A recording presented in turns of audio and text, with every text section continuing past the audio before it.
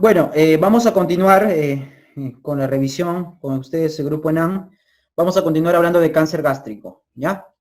Entonces, en el cáncer gástrico hay que hacer una pequeña diferenciación muy importante, ¿ya?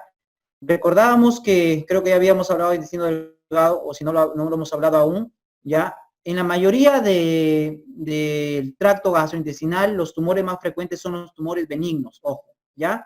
Sin embargo, en el estómago esto no es así, ojo.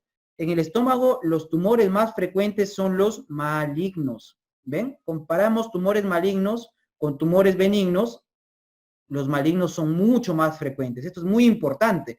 Es por eso que ante un tumor en el estómago, lo primero que hay que pensar es que ese tumor es maligno, ¿ya? Dentro de estos tumores malignos, a la cabeza tenemos a los carcinomas, y para hablar de su nombre correcto sería adenocarcinoma, ¿ya?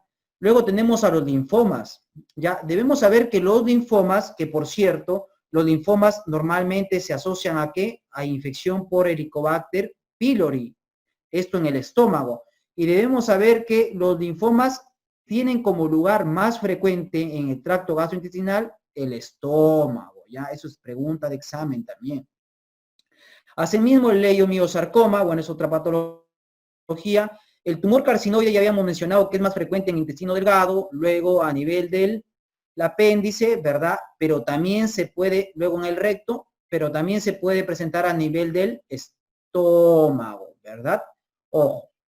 Luego tenemos otro tipo de tumores, ¿ya? Los tumores benignos, a la cabeza siempre vamos a tener pólipos. Ya en todo el tracto gastrointestinal, los tumores benignos más frecuentes son los pólipos, ¿ya? Algunos no consideran a los pólipos como tumores, aunque sí lo son, ojo, ¿ya? Pero algunos simplemente, como son patologías muy frecuentes y benignas, no los consideran, ¿ya?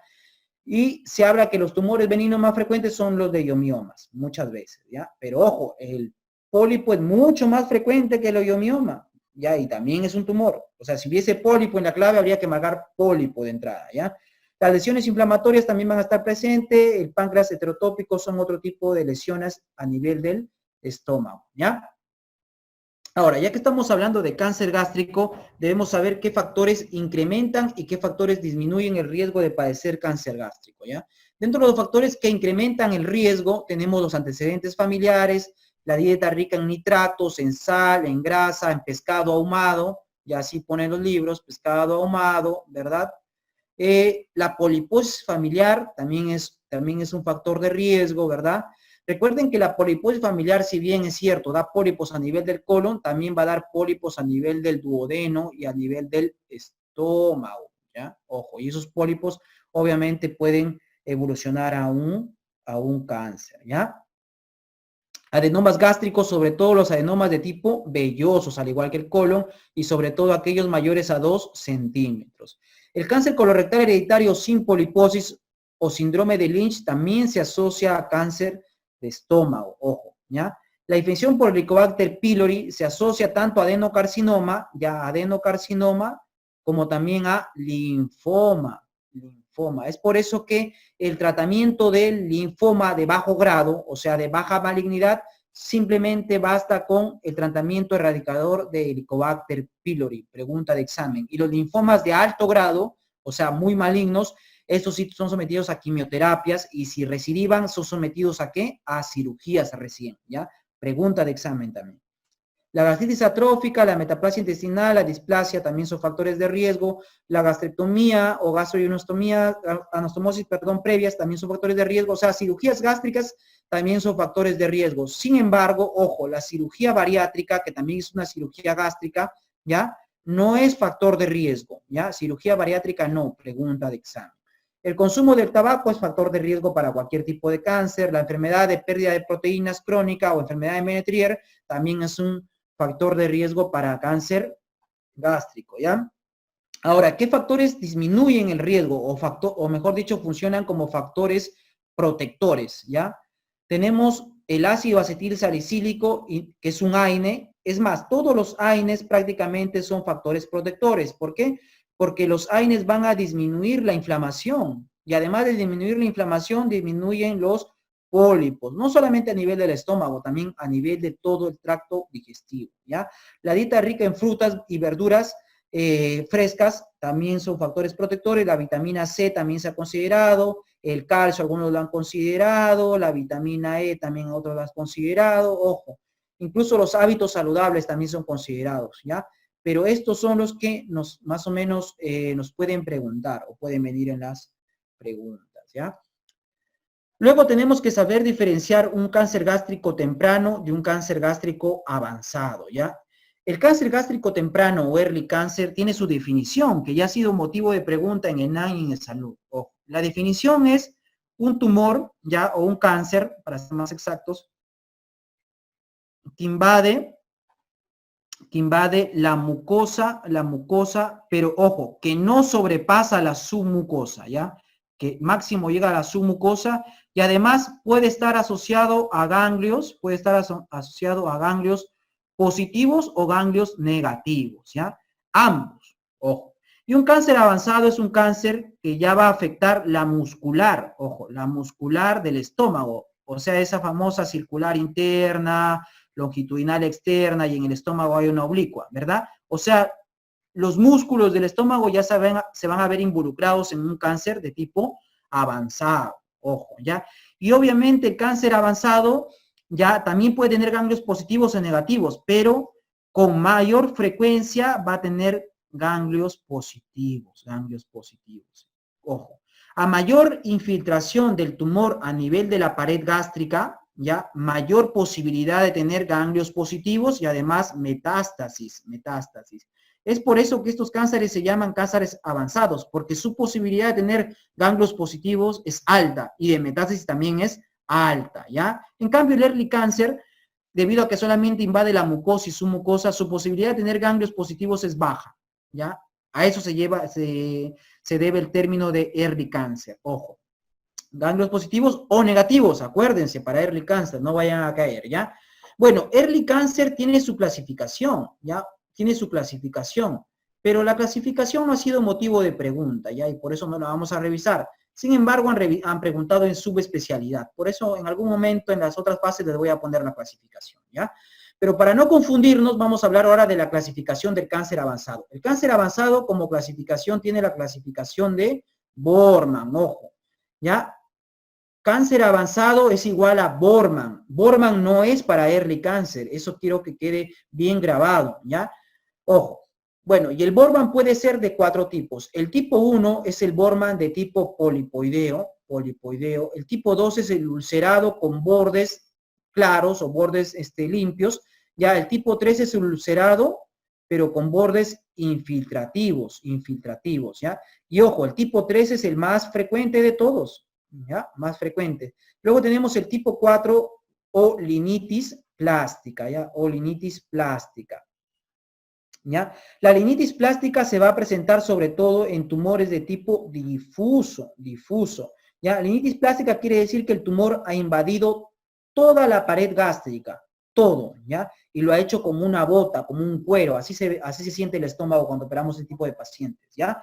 Y ojo, la linitis plástica se asocia mucho a carcinomatosis peritoneal, que es el peor estadio de todos los cánceres, ¿ya? Y además se asocia también a metástasis a distancia, ¿ya? ¿Por qué? Porque el tumor ya prácticamente al invadir toda la pared del estómago ya sale del estómago, invade el peritoneo, carcinomatosis peritoneal, y metástasis también puede ser al mismo peritoneo o a distancia, ojo, ¿ya? Bueno, Lauren hizo una clasificación y dividió el cáncer gástrico en tipo intestinal y tipo difuso, ¿ya? El tipo intestinal, vamos a ver qué tipo de pacientes son, ¿ya? El tipo intestinal es el tipo de paciente común y corriente, el que vamos a ver con mayor frecuencia en los hospitales, ¿ya? Es un paciente varón de edad avanzada, ¿ya? Varón de edad avanzada, más frecuente en hombres, ¿ya? Que además en su histogénesis tiene área de metaplasia intestinal. ¿Qué quiere decir esto? Que este tumor generalmente surge por un devenir desde gastritis crónica hasta metaplasia, displasia y cáncer, ojo, ¿ya? El cáncer temprano es de forma protruida, esto lo vamos a ver en otro momento, ¿ya? Y la diseminación peritoneal en este tipo de cánceres, ojo, es infrecuente, ¿ya? La metástasis hepática es nodular, ¿tiene asociación con anemia perniciosa? No. ¿Predisposición genética? No. Y pronóstico si bien es cierto el pronóstico de cáncer gástrico no es tan bueno, porque el cáncer del aparato digestivo que tiene el mejor pronóstico es el colon, ¿ya? Pero sin embargo, el tipo intestinal del estómago tiene mejor pronóstico que ¿quién? Que el tipo difuso, ¿ya? Que el tipo difuso. Ojo.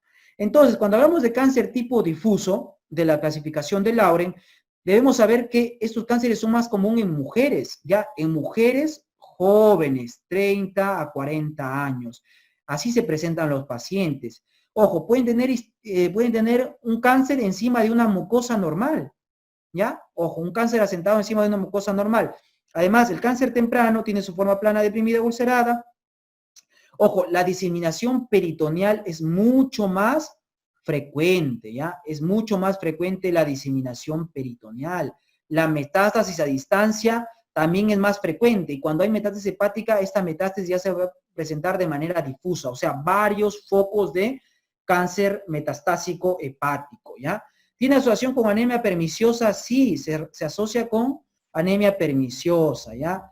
Predisposición genética, sí, y se asocia con el grupo sanguíneo A, ¿ya? Con el grupo sanguíneo A, obviamente su pronóstico es malo y se relaciona con un tipo de células características, que es motivo de pregunta, que son las células en anillo de sello, ojo, en anillo de sello, ¿ya?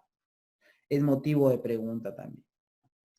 Bueno, ¿qué más debemos saber acerca del cáncer gástrico? Debemos saber las estaciones ganglionares del estómago, ¿ya? El estómago es bastante bien irrigado, ¿verdad? Toda su irrigación dependía básicamente del tronco celíaco, habíamos visto anteriormente, ¿verdad? Bueno, además, como es bastante irrigado, también tiene bastante drenaje linfático en todo el tejido circundante al estómago. Tiene barreras en cuanto a los ganglios linfáticos. Tiene barreras N1 que corresponden a los ganglios perigástricos, o sea, los que están ahí nomás cerquita al estómago, ¿ya? Ahí nomás cerquita al estómago. Tiene barrera N2, ¿ya? Son los ganglios de las arterias principales del estómago, ojo. Y tiene barrera N3, que son ganglios ya alejados del estómago que tienen que ver con la circulación sistémica, ¿ya? Entonces vamos a aprendernos la barrera 1. La barrera 1, que tiene que ver con N1, son básicamente los que están pegaditos al estómago. Tenemos el grupo 1, que es el cardial derecho, ¿verdad?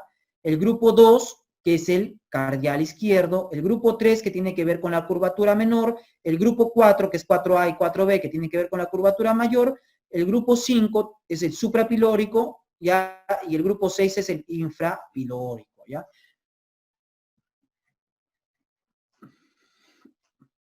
Si bien es cierto, esta es la barrera N1, cuando uno en una cirugía saca toda la barrera N1, estamos hablando de una cirugía del tipo D1, ¿ya? D1. En cambio, tenemos la barrera N2, ¿ya? La barrera N2 tiene que ver con las arterias principales del estómago. Es así que el grupo 7 corresponde a la arteria gástrica izquierda, el 8 a la hepática común, ya el 9 al tronco celíaco, el 10 al hilio esplénico y el 11 a la arteria esplénica. Este grupo es el grupo N2 y el grupo N2, cuando es retirado más el N1 en una cirugía, hablamos de una cirugía de tipo D2, ¿ya? Entonces yo les pregunto, ¿qué tipo de cirugía es la que saca más ganglios? Obviamente la cirugía tipo D2 es la que saca más ganglios, ¿ya? O sea, oncológicamente la cirugía D2 es mejor que la cirugía D1, ¿ya? Ojo. Luego tenemos la barrera N3, el grupo 12, que tiene que ver con ligamento hepatoduodenal, grupo 13 retropancreático, grupo 14 arteria mesentérica superior, 15 cólica media, ya ha venido por ahí en un banquito, ya, y 16 la arteria aorta. Este grupo también hacen un tipo de cirugía, que es la cirugía D3, ya. Sin embargo, la cirugía D3 no es tan aceptada en el mundo, ya, no es tan aceptada en el mundo. En Japón, hacen, al igual que para el colon, también ellos tienen una cirugía ganglionar de 3, ¿ya? Pero no es tan aceptada como para que sea motivo de pregunta en el ENAM, ¿ya? Ojo. En relación a la diseminación del cáncer gástrico, el cáncer gástrico se puede diseminar vía local. ¿Qué quiere decir? Que va a infiltrar las estructuras vecinas, ¿ya? Infiltrar las estructuras vecinas, que puede ser el colon, el intestino delgado, el epiplon mismo, ¿ya? Y también puede tener una invasión a distancia, vía hematógena, sobre todo, ¿qué? sobre todo vía sanguínea llega a nivel del hígado, ¿ya? Al hígado, ojo.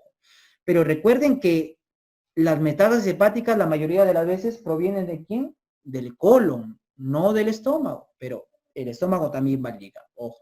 Tenemos vía linfática, ya tenemos los ganglios de Virchow y de Iris. El ganglio de Virchow es este, es el supraclavicular izquierdo, ¿ya? Y tenemos el ganglio de Iris, que es el axilar izquierdo, ojo. ¿Ya? Esto es por diseminación linfática. Luego tenemos los tumores por diseminación vía peritoneal, que les gusta preguntar. Ojo, ya acá tenemos el estómago, ¿verdad? El estómago, y acá tenemos el tumor. Por cierto, a nivel del antro, porque el tumor, el cáncer gástrico es más frecuente a nivel del antro. ¿Por qué? Porque el Helicobacter pylori afecta el antro, y ahí se va a dar la gastritis crónica, la metaplasia y todo lo demás que va a devenir en el cáncer. Por eso es más frecuente a nivel del antro, ¿ya? Entonces, este tumor, cuando sale del estómago, por ejemplo, en una rinitis plástica o en cualquier otro tipo, también se puede presentar, ¿ya? Las células cancerígenas se van a descamar del estómago y se van a diseminar por el peritoneo, ¿ya? Cuando se diseminan por el peritoneo y llegan a nivel del ombligo, dan un nódulo, que es el nódulo de la hermana María José, ¿ya? Si las células siguen bajando, van a llegar a nivel del ovario, ¿ya? Y cuando llegan al ovario reciben un nombre, ¿cómo se llama? Tumor de Krukenberg, ¿ya? De Krukenberg.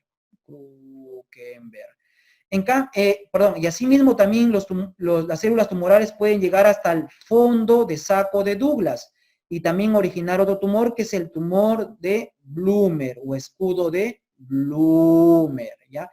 Estos también suelen ser motivo de preguntas. En el diagnóstico del cáncer gástrico, obviamente nos importa la clínica. ¿Cuál es la clínica de un paciente con cáncer gástrico? Obviamente, si el paciente tiene un tumor a nivel del estómago, lo que va a tener es saciedad precoz. Saciedad precoz. No va a querer comer o va a comer y se va a llenar muy rápido. Por eso va a tener pérdida de peso, ¿ya? Y además de la pérdida de peso, obviamente puede tener masas a nivel del estómago, puede cursar con obstrucción intestinal, con los mismos ganglios que ya habíamos mencionado. Pero la saciedad precoz y la pérdida de peso y el dolor, ojo, me olvidaba del dolor epigástrico, son como decir la triada de este tipo de patologías, ¿ya? En el examen físico de estos pacientes, ¿qué nos vamos a encontrar? En su examen físico podemos encontrar las masas que ya les había mencionado, los ganglios que ya les había mencionado, ¿ya? Ojo. Y obviamente si el cáncer ya se encuentra avanzado y hay carcinomatosis peritoneal, incluso podríamos encontrar una ascitis maligna, ¿ya? Pero no es lo más frecuente. En los marcadores tumorales, la mayoría de los cánceres que dependen del tracto digestivo van a elevar el antígeno carcino embrionario, ¿ya? También tenemos el CA19-9, que por cierto es más frecuente en páncreas y en vías biliares. También tenemos el CA50, el CA125, ¿ya?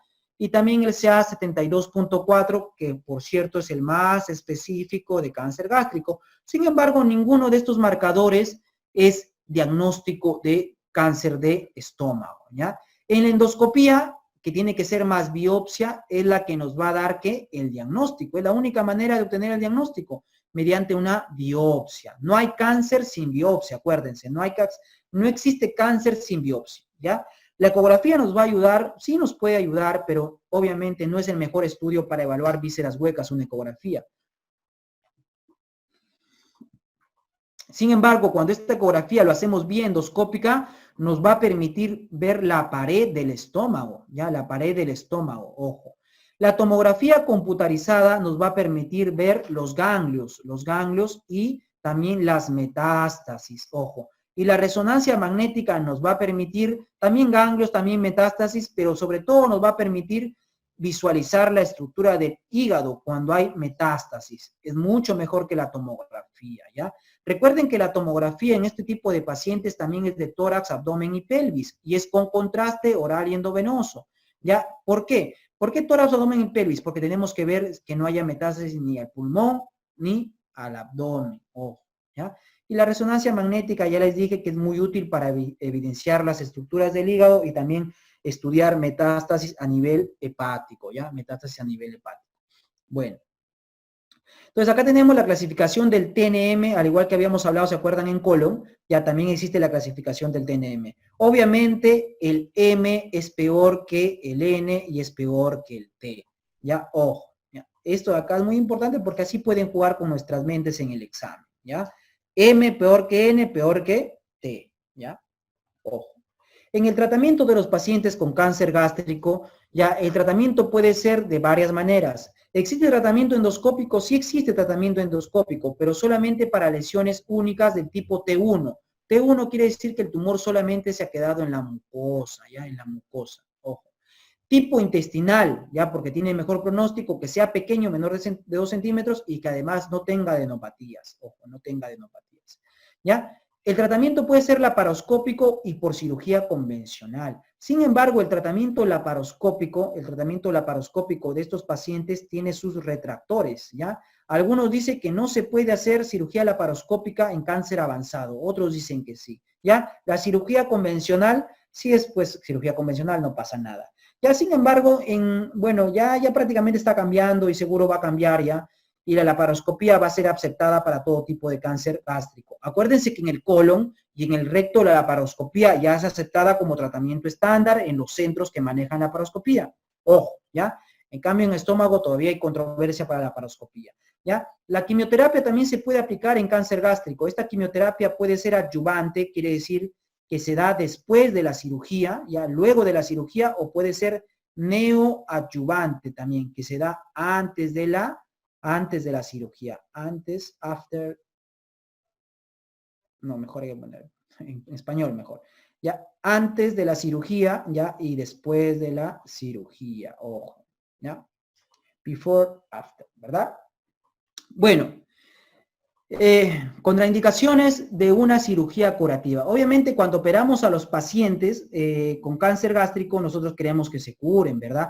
Por eso se da la quimioterapia. ¿Por qué? Porque la quimioterapia se da para aquellos tumores que son avanzados y si es que se nos quedó una célula por ahí tumoral, se da quimioterapia adyuvante. Y aquellos tumores que ya son muy grandes, para hacer que el tumor, digamos, decrezca en tamaño, se puede dar quimioterapia neoadyuvante, ¿ya? Nosotros queremos curar al paciente, pero hay contraindicaciones ya de una cirugía curativa, donde a pesar de nuestros esfuerzos ya prácticamente el paciente no se va a curar. ¿Cuáles son las contraindicaciones? La invasión retroperitoneal, las metástasis alejadas a distancia, ¿ya?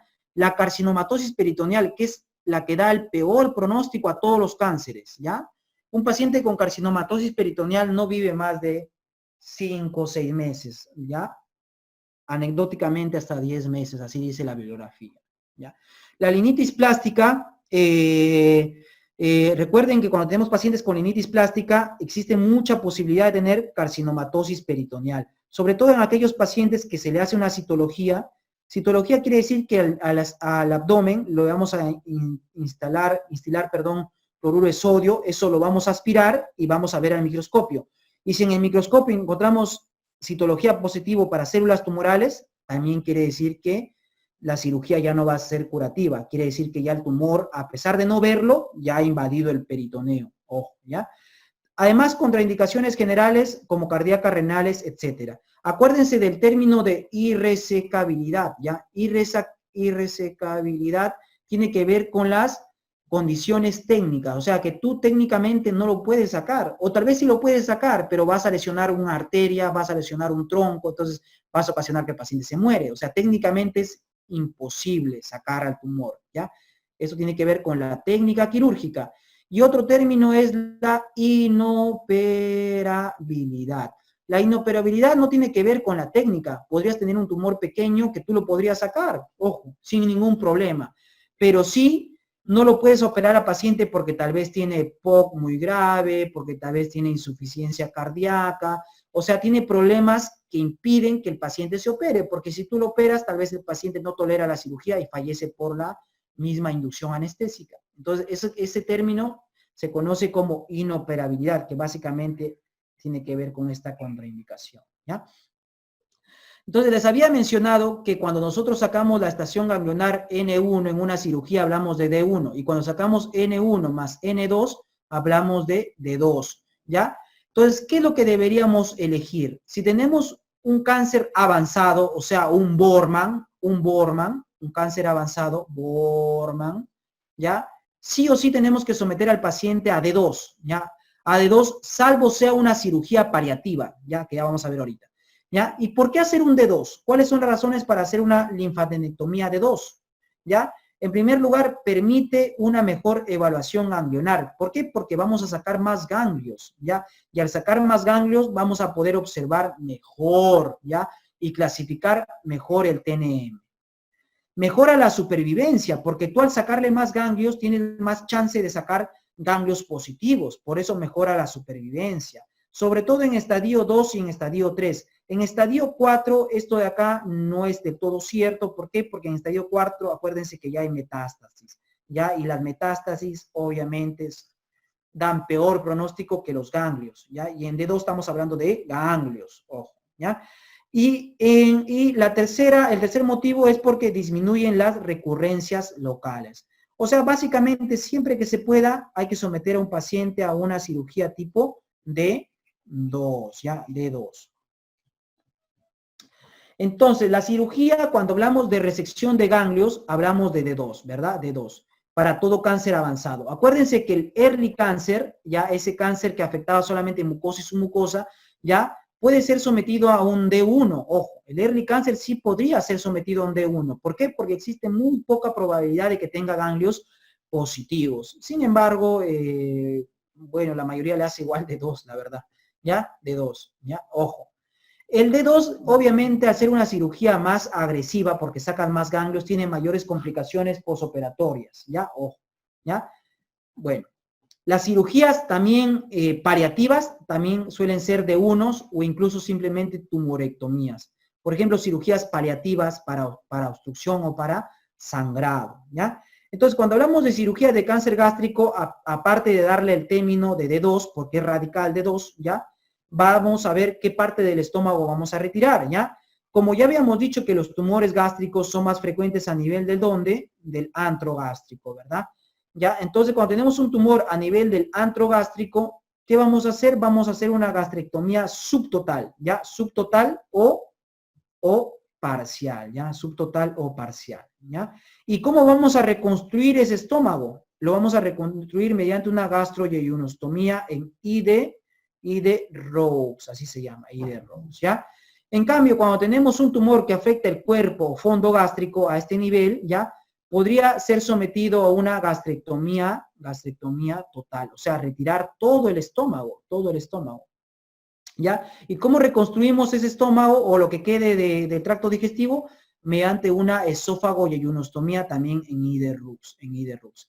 Acuérdense que esta cirugía, la gastrectomía subtotal, también puede ser reconstruida mediante un Billrow 1 o un Billrow, ¿ya? O un Billrow 2, ¿ya? También puede ser reconstruida de esa forma, ¿ya? Con las, obviamente, complicaciones propias de estas cirugías que ya habíamos hablado anteriormente, ¿ya? Ojo.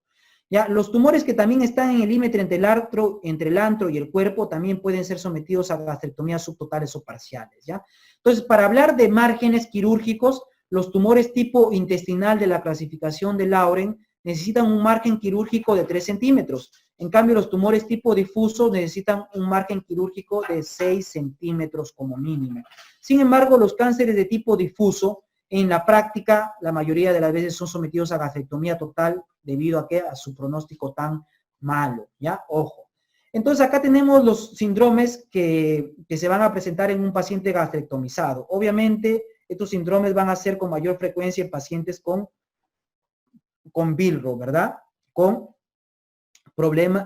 reconstrucción tipo Billrow y sobre todo en el Billrow tipo 2, ¿ya? Tenemos el síndrome del asa aferente que ya lo habíamos explicado, que se caracteriza por vómito biliar sin comida, ¿verdad? El síndrome del asa eferente se caracterizaba por vómito biliar también, pero con comida, ¿verdad? Con comida. Ojo, esa es la diferencia. Ahí eso es lo que le van a preguntar a ustedes, ¿ya? Obviamente se presenta en Billrow 2 y su tratamiento es pasar de Billrow 2 a Ide-Rhodes, ¿ya? A Ide-Rhodes. Luego tenemos el problema del reflujo alcalino, y el reflujo alcalino es muy grave. ¿Por qué? Porque se asocia incluso a cáncer gástrico y también a cáncer de esófago. Recuerden que el esófago de Barrett, ¿ya?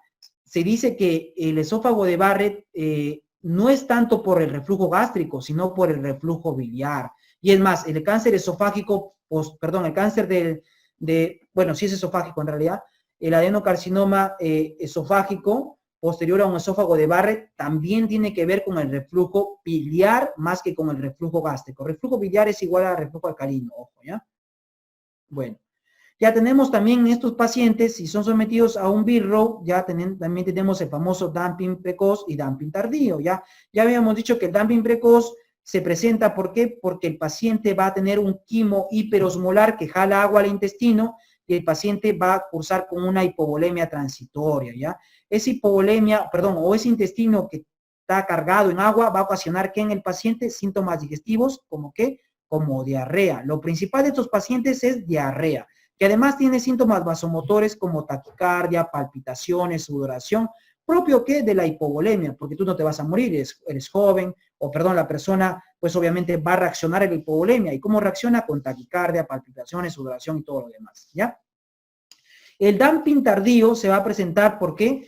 Porque hay una hipoglicemia posterior a una hiperglicemia, ¿ya? Esta hipoglicemia se va a presentar pasadas las 2-4 horas, ¿ya? Y recuerden que estos pacientes tienen síntomas vasomotores, generalmente no tienen diarrea. En la pregunta ustedes no van a encontrar diarrea, ¿ya? El tratamiento de estos pacientes es dietético, octreotide y suelen mejorar con esto. Sin embargo, cuando no mejoran a pesar de este tratamiento, tienen que ser sometidos a cirugía. Pero ojo, es poco los casos que son sometidos a cirugía, ¿ya? Bueno, patologías que fueron realmente preguntadas en estómago e intestino. Tenemos los divertículos duodenales, ¿ya? Los divertículos duodenales, ¿ya? Los divertículos duodenales, Crohn, bueno, vamos a revisar uno por uno, ¿ya? Los divertículos duodenales, ¿dónde son más frecuentes? ¿En qué porción del estómago son más frecuentes los divertículos duodenales? Justamente, ¿en qué porción del duodeno? En la segunda y tercera porción del duodeno, ¿ya? Ojo, ¿ya? En la fisiopatología generalmente son divertículos verdaderos. ¿Qué quiere decir? Que tienen todas las capas del intestino, ¿ya? Mucosa, submucosa, muscular y serosa, ¿ya? Los síntomas generalmente son asintomáticos, ¿ya? Y cuando van a dar síntomas, esos síntomas pueden ser de obstrucción, debido a que son una masa, ¿verdad? Y también síntomas de sangrado, ojo. En el tratamiento es la diverticulectomía cuando tenemos síntomas, ¿verdad? Así vamos a ver estas patologías. El estudio diagnóstico para diagnosticar ese tipo de tumores o divertículos duodenales o divertículos a nivel del intestino delgado o tumores también a nivel del intestino delgado, el estudio diagnóstico es a través de gastroclisis, ¿ya? Que consiste en instalar un contraste, como ustedes ven acá, y observar, pues, en plaquitas, ¿ya? Gastroclisis, ¿ya? Correcto. O también enteroclisis para divertículos de otro lado. Enteroclisis. ¿Ya? Estaba que me equivocaba con estómago. Enteroclisis, ¿ya? Porque es para ver justamente el intestino. Ojo. Bueno, luego tenemos un poco de la patología de Crohn que puede ser motivo de pregunta. Me imagino que Crohn y colitis ulcerativa lo han tratado en gastroenterología, entonces vamos a ver acá la parte quirúrgica del Crohn, ¿ya? Recuerden que el Crohn es una patología transmural, ¿ya? Transmural. ¿Qué quiere decir transmural? Que va a afectar toda la pared del intestino. Debido a que afecta toda la pared del intestino, es común que estos pacientes desarrollen estenosis, ¿ya? Estenosis, también fístulas, ¿correcto?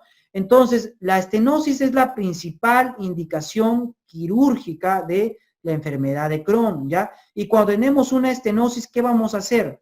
No hay que retirar segmentos de intestino delgado, porque hay que recordar que la enfermedad de Crohn es una enfermedad incurable, que te puede dar Crohn de un segmento intestinal en un año y al otro año te da otro segmento y así. Entonces, si te vamos sacando el intestino cada vez que te dé Crohn, te vamos a dejar al final sin intestino. Es por eso que no es el tratamiento la resección del intestino delgado.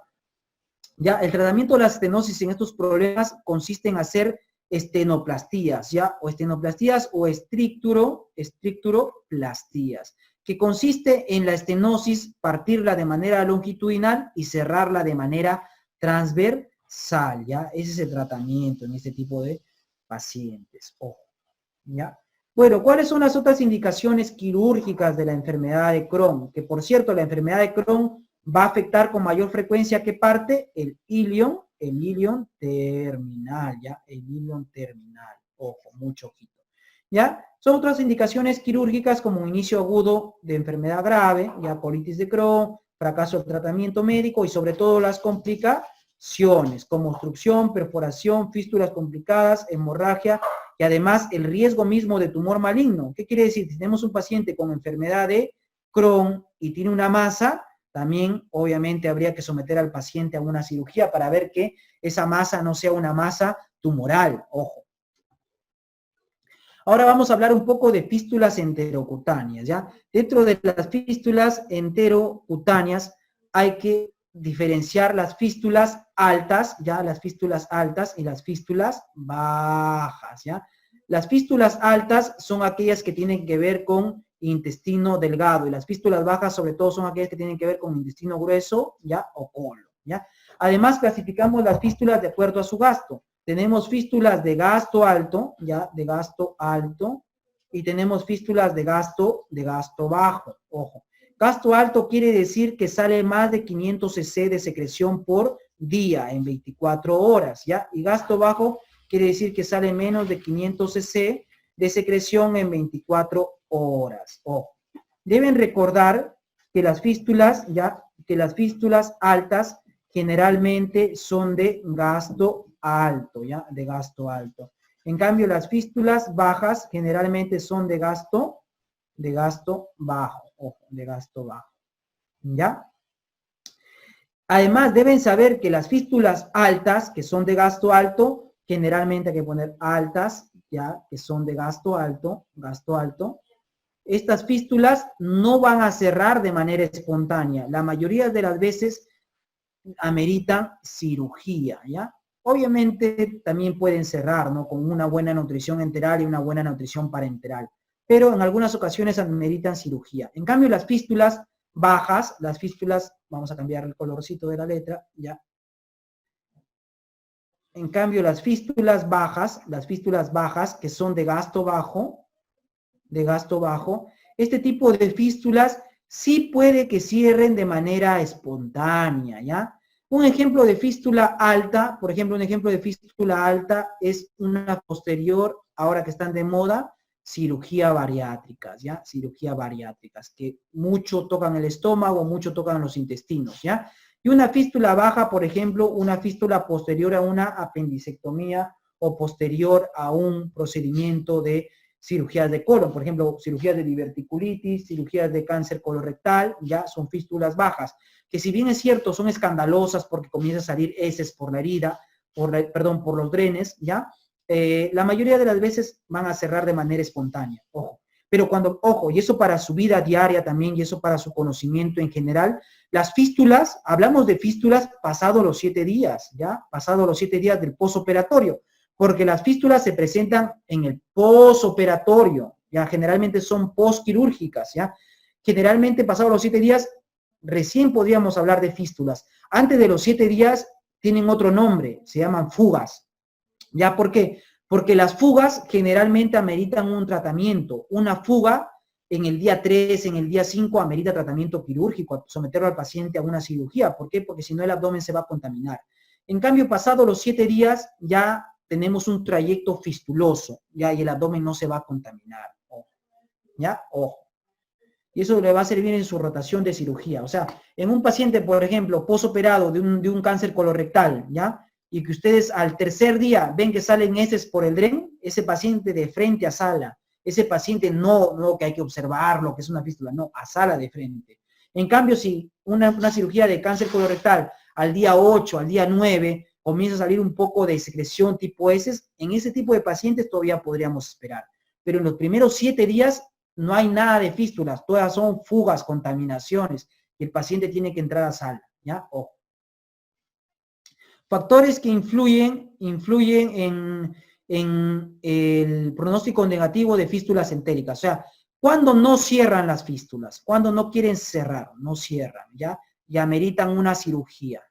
En estos casos generalmente, ¿ya? ¿Cómo qué? Como desnutrición del paciente, que tome medicamentos de manera crónica, sobre todo esteroides, una fístula maligna, una fístula por Crohn, una fístula por radiación, las fístulas altas, gástrica y duodeno son altas, ¿ya?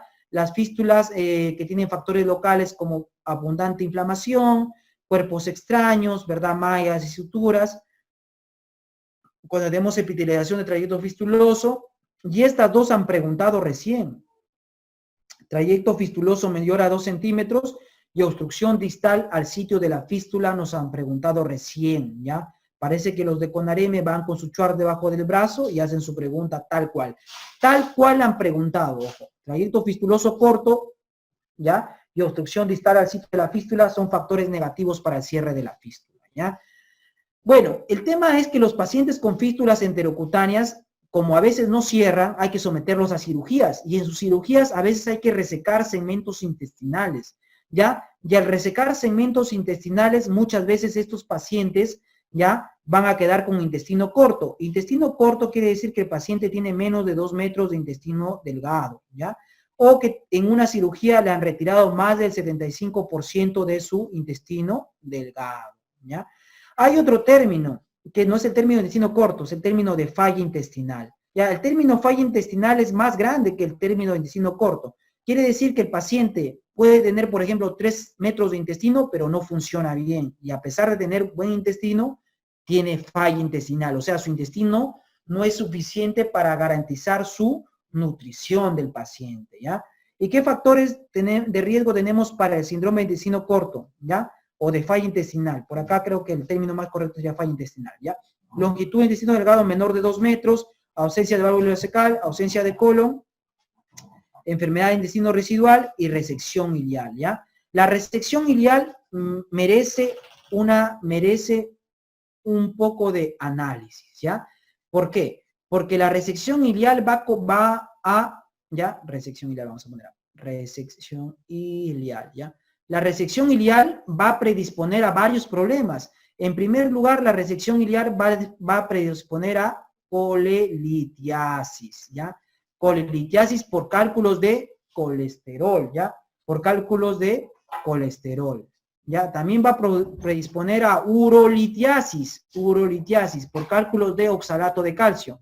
También va a predisponer a anemia por déficit de vitamina B12, o sea, anemia megaloblástica. Ya, ojo. Bueno, ya, y también va a predisponer a déficit de vitaminas tipo D, E, K, A, o sea, las vitaminas liposolubles. ¿Esto por qué? ¿Por qué colelitiasis? Porque a nivel del segmento ilial, a nivel del ilion, se va a absorber las sales biliares. Ya, al no haber ilion, no se absorben las sales biliares. Al no haber sales biliares dentro del círculo enteropático de las sales biliares, ya, obviamente el colesterol va a preponderar y se van a formar cálculos de colesterol, ¿ya? ¿Por qué urolitiasis? Porque justamente en el ilion también se absorben las grasas, ¿ya? Y al no absorberse las grasas, ¿ya? El calcio va a quedar libre, ¿ya? Y el calcio al quedar libre, porque el calcio normalmente se junta con las grasas, ¿ya? El calcio al quedar libre, ya se va a unir con el oxalato y va a dar cálculos de oxalato de calcio. ¿Por qué anemia por déficit de vitamina B12? Porque la B12 se absorbe a nivel del ilion terminal, ¿verdad? ¿Y por qué déficit de vitamina D-K? Porque estas vitaminas se absorben a nivel del ilion terminal. Todo esto es motivo de pregunta, ojo, ¿ya? Cáncer de intestino delgado. ¿Qué necesitamos saber del cáncer de intestino delgado, ya? El tipo histológico del cáncer de intestino delgado es un adenocarcinoma, como casi todo el tracto gastrointestinal, ¿ya? La localización más frecuente del cáncer de intestino delgado, ojo, que es el duodeno, ¿ya? El duodeno. La sintomatología inicialmente va a ser asintomático, ¿ya? Asintomático. Pero cuando da síntomas, generalmente hablamos de un cáncer de tipo avanzado. Y estos síntomas van a ser, ¿cuáles van a ser sus síntomas? Van a ser obstrucción y además sangrado, ojo, obstrucción y sangrado en estos pacientes. En el tratamiento del cáncer de intestino delgado, obviamente hay que someter al paciente a una cirugía radical. ¿Qué quiere decir radical? Que hay que sacar el intestino delgado más su mesenterio, porque ahí están los ganglios, ¿ya? Cirugía radical. Bueno, acá tenemos un cuadrito del Schwarz, ¿ya? Acá donde nos dicen que cuál es el tumor más frecuente del intestino delgado, obviamente el adenocarcinoma, que es más frecuente al duodeno, en el duodeno. También tenemos el tumor carcinoide. Es más, el tumor carcinoide afecta con mayor frecuencia al intestino delgado, ¿verdad? Luego el apéndice, luego el recto, ¿ya? Y del intestino delgado, ¿dónde justamente se ubica el tumor carcinoide? A nivel del ilio, ¿ya? Tenemos el linfoma, que ya habíamos dicho que el linfoma es más frecuente, ¿dónde? En el estómago, ¿ya? Pero también obviamente se presenta en el intestino delgado, ¿ya? El estómago más que intestino delgado.